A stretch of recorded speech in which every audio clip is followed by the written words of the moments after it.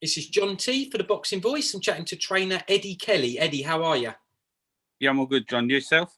Yeah, I'm really good. Thanks for taking time out to see us again. So we haven't spoke to you for a few weeks.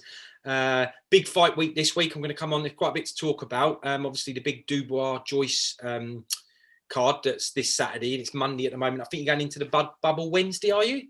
I go in Wednesday morning. Excellent. So what will that be? You have your test in the morning and then stay in your room until it comes back? Yeah, you have your test, then you get sent to your room, I think, for 12 hours till your results come back, I suppose, which how long that takes. Once you've done that, then you're free to walk about the place, but you can't leave. I think they've got security there, so it's more secure now. Yeah, really, it's just looking forward to it, to be fair. It's such a big fight, British fight, one of the biggest, and at least I can turn around and say I was there, you know?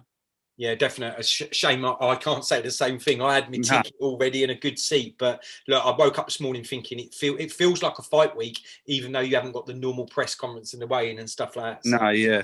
Right, well, I'll start off, if it's all right with you. We spoke to you a few times before you were Hamzah Sheeraz's head trainer, and you seem to not be working with Hamzah now. I think you might have changed camps, or what's happened there? Yeah, no, listen, the thing is with Hamzah and his training schedule is it all changed. But to be fair, I've got commitments outside of boxing, which are my kids, and they come first. So, I mean, my boy has to get home for a certain time at school. He's not old enough. My wife works full time. I work doing the boxing. Luckily, I get to work my own hours. But when it comes to school time, I have to be there to pick him up. And it just caused it was in the way, getting in the way of Hamzah's training. So instead of me saying, I'll wait, I'll get there, wait there. No, don't do that, don't do this. I just turned around and said, listen, it'd be best if you train this one with Will and Kevin Mitchell is with. So do this fight with Kevin and that, and I'll just step back because it's taken up so much time in family life, you know what I mean? And I've been boxing in 20 years now, it's took up so much time when the kids come along and everything. And Hamzah, he's the real deal, you know what I mean? And he needs to be training 110%. So he has to, how can I put it? He has to be on it. There is no ifs, buts. And rather be a coach going, yeah, just for the fame, I'll do it. I've just turned around and said it, it ain't going to work at that time for me, for what he needs. So you go ahead and, they know what they're doing over there, you know what I mean? Well, Kevin does, he's done everything, he's done more than what I've ever done in the pros, or, he's been around a long time. So he's got that help there. He's still got Colin McMillan. I know Colin, I get on well with him, still to speak to him and see him. He's good stuff. He's in safe hands, So I have no doubt he'll do the job and do it in fashion. I believe early. I believe within the first round, second round, personally. But he's got that kind of power, that serious power. But but I'll still be there. Like I said, I've took a step back, and I'm still lucky to be there with David Adeleye. So when Frank Greaves, it's Frank's fighter. I helped Frank out. I've worked with Frank since I've gone into the pros. I'm looking forward to that. Dave showing off a little bit, you know what I mean? Showing what he's actually got as a heavyweight, because he really can move for a heavyweight. Yeah. Okay. Well, that was the next bit I was going to move on. You're doing the questions for me. It's really easy. So you, one door closes, as you say, and one opens. So you're now in the Frank Greaves' camp looking after David Adeleye. For any of the fans who aren't sure who he is, go and check him, because he's a hot prospect in the British heavyweight scene. I think he's 3-0. Is he? All 3 were knockouts so far?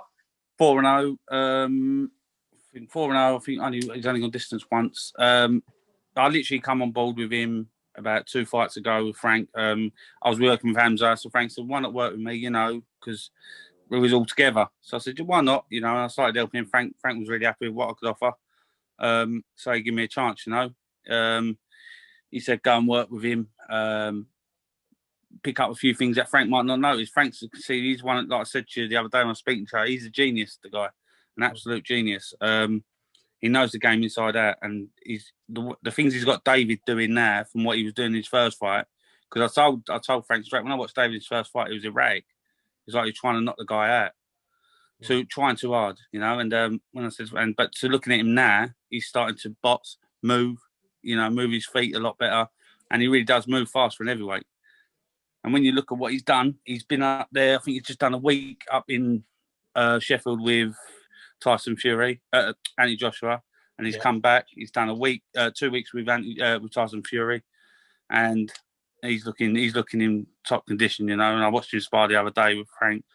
I said he's ready to go, mate. He's dying to go. Well, I must admit, at an early stage of his career, to have sparring in the bank, if you like, with those two, they're the two world champions. Yeah. That would be, and they're very, very different fighters, right? So we'll learn a lot from AJ and a lot of different stuff from Fury. He's fighting a guy who's had 5 fights, who's coming to win. He's had 5 fights, 4 wins. You know, dangerous guy. You know, and this is so early in his career, but you know, I can see what he's capable of, and Frank knows what he's capable of. I'm pretty sure he'd get this guy out of there as well. Like I said to Frank, he's going up 6 rounds. His next fight, so he'll have plenty more time to relax and look for more openings and take them when they need be. So yeah, like Frank, listen, like I know I harbour on about it, and I say a lot, but he's a genius, Frank. You know, he's a good pal of mine. He really is a good. He's got a wicked eye, believe me, and he sees things. A while, isn't he? Didn't he have a few years in the Peacock Gym as well? He worked at the Peacock Gym for a long while. He used to have he's like he said, he's travelled up and down the road with the journeyman fighters, people call them. He was a journeyman himself. He knows the game. He really knows the game. His brother's involved in the game. Johnny Greaves, his brother's had over so many fights. It's unreal. I think he had 100 fights as a journeyman. Their knowledge is key. You know what I mean? And like I say, with all fights, experience is key. I mean, I don't hold that amount of experience. I hold experience from the amateurs. You know, that's where I learnt my craft, the amateurs, and watching the pros and taking my time. I started coaching when I was 24. I'm now 34. I've been boxing since I was 15. I looked at the game. I worked through Lenny Butcher. Lenny Butcher was a pro coach in the club. I learnt a lot off him. I help him out now and then with him now, with his fighter. But yeah, I'm learning, you know, I'm still work in progress. But if I'm working with Frank, then there's no better person for me to do it with as well, you know. Frank and Lenny Butcher, they got the experience there. So for me, you know, take off. Up with Frank myself when he's in the bubble in the week, so that would be good to chat to him as well. Right, so silly question. I think you've predicted a first round knockout for Hamzah. Are we expecting a stoppage for David as well? David, I'm pretty sure he'll get I reckon it'll be. So I'm going to say it, but I think personally, you know, David knows what David's going to go and do. But I think personally, probably looking at round 4, in my opinion, soften him up and then hopefully take him out. But listen, Frank's going to have his own game plan. I'm not going to give too much away, but I just believe, you know, David's got too much for the guy. You know, his movement's key in this fight. It'll definitely be key in this fight because he moves so quick with his feet. Just he's good. He's good. I'm going to have a couple of quid on that then as a double. First round Hamzah, 4th round David. That'll probably pay a good return if you don't know rounds. I think Hamzah, if he lands, he knocks anyone out. I think it's so hard for a super welter. And there's like I said to him, I sent him a nice message last night. Because him doing an interview, it was a good interview. I was just saying to him how well we were doing, and you know, he texted back this morning. We chat. You know what I mean? There's no love loss. It's just commitments, and at the moment, the time's not right for me to make that big commitment. You know. Yeah, that's good. It's good that you're still in good contact and close because you're all in the bubble in the week anyway. So old friends and stuff. Right. Well, let's move on to the main fight on the card. So they're great fights, David and Hamzah's respectively, but obviously the big British clash between Dubois and Joyce. What's your prediction on that one, Eddie? I said it, like I said, when I spoke to you before, I won't change my prediction. I said it from day dot. As a coach, what I would do, I would get him up on his toes boxing. Because if you turn this into a slugfest, it could go either way. It really could. I have 50-50 either way. But I think if he's up on his toes, he's boxing. I don't think Joyce is hard to hit. So I think he could box his head off for 12 rounds. That's what I think he'll go to points on Dubois. Dubois on points, yeah? Yeah, well, if it's me, I'd be like, listen, don't be looking for a knockout. If it comes, it comes. But, you know what Joyce is going to bring. Joyce will walk forward and he'll walk onto everything. Well, I think Dubois can change his game. He can box. He can box on the back foot. He can use his jab. He can keep the range, and you know, that's what I'd try and get him to do. Box, and if it comes, it comes. Great, you know what I mean. But don't look for it. You know, take your time because when he stood there, he got tagged by Larty, and then he wanted to have a big fight, but he got rid of Larty. You know, this is different. I think this is a different specimen. I do believe this is 50-50. This could go either way, you know. But I think if a knockout comes, it'll be Joyce by stoppage. I think if it goes to points, it could be Dubois because I just think he's too clever. I mean, he boxed well against Gorman. He's I think he's special. I think he can box. I think he's got a little bit more to offer than what Joyce has. Very interesting. A great analysis there, the way you broke it down. But anyone I've spoke to, I hear the same thing. It's almost got this tagline. It's either Dubois early. Say again? I think it's a safe bet. Everyone's doing a safe bet. Oh, you knock him out, or you know what I mean? They'll meet in the middle, one to go. And if it goes late, Joyce will take it because he'll keep walking forward. But the problem with keep walking forward is if you're walking onto shots for 12 rounds, how are they scoring the rounds? You're just scoring someone walking forward, or you're scoring someone who's walking onto everything. You know, you don't know what they're going to offer. But that's the way I see it. I just can't see it no other way. I mean, if the knockout comes with Dubois, it wouldn't surprise me because Joyce is so easy to hit. But Joyce is tough and he's big and he's strong. So I wouldn't be surprised he went. He really is a pick. It's a real 50-50.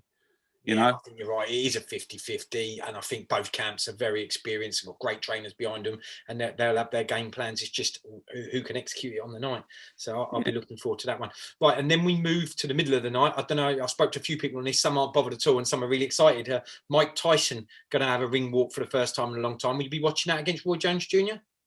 1,000,000%. I'll probably catch it in the morning, though. To be fair, I'll probably just get up early because Tyson was one of them I stayed up for. He is the reason I love boxing. He really is. Obviously, my brother and that. Obviously, growing up, my brother took me down gym and all that story. But he really is the reason I never watched boxing. I hated boxing when I was younger. When I was a kid, I just thought this is crap. But when he was on TV, you'd be like, you'd just be zoned in on him, and he was just something else. He was just a different breed of animal, I believe.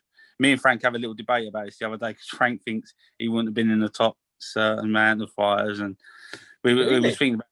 And I believe he was probably one of the best out there at the 86 Tyson when he won the belt. Yeah, of course. Against Burbick. I don't think no one could have touched him. I mean, his movement, like I say, movement's key. His movement was unreal. He set people up. He slip. You go. Everyone's talking about Roy Jones, but you got to remember, Roy Jones has been more active, but Roy Jones is a little bit more at the moment chinny, I'd say, because of when you look at his last fights, he's getting knocked out, I think, by Enzo McAnally in Italy or somewhere, or wherever it was. But he's a bit more easier to tag now, I think. And listen, Tyson ain't a superstar still. He's still going to be easy to hit. But I just believe Tyson, he does the business. You can just rely on him because I think he'll go in there with that mentality of I'm going to win. I don't care. I'm here to win, even though they're saying about the judge and all that. I'm going to win. And Roy Jones going there and go, let's have a little mess around. Roy Jones will want to win a little bit. I think it's more in Tyson. When he fights, he fights. When Roy Jones fights, he plays a little bit. Yeah, good stuff. Do you want to talk about Arsenal and how poor they were yesterday against Leeds? I don't want to talk about, mate. This is me. What wore it? Yeah, I like it. Well, look, thanks as always, Eddie. Love catching up with her. Always give us a really detailed analysis, as I said. So, look, good luck on Saturday. Not that you'll need it, and we'll catch up with you after the fight. Yeah. 100%, mate. I'll speak to you in the bubble. Yeah. Yeah. Cheers, Eddie. Take care. Bye-bye, mate. Bye-bye. If you enjoyed the video, feel free to hit the like, subscribe, and share. As always, if you want to support us to the next level, head over to the patreon.com/ThaBoxingVoice. We have tons of exclusive from Border Wars, Entitled, betting shows, the list goes on and on and on. But in addition to that, if you guys have questions for fighters, trainers, and promoters, this is where you can submit them. We will run out, get these questions answered, and put it back on the show just for you guys. Appreciate it. Peace.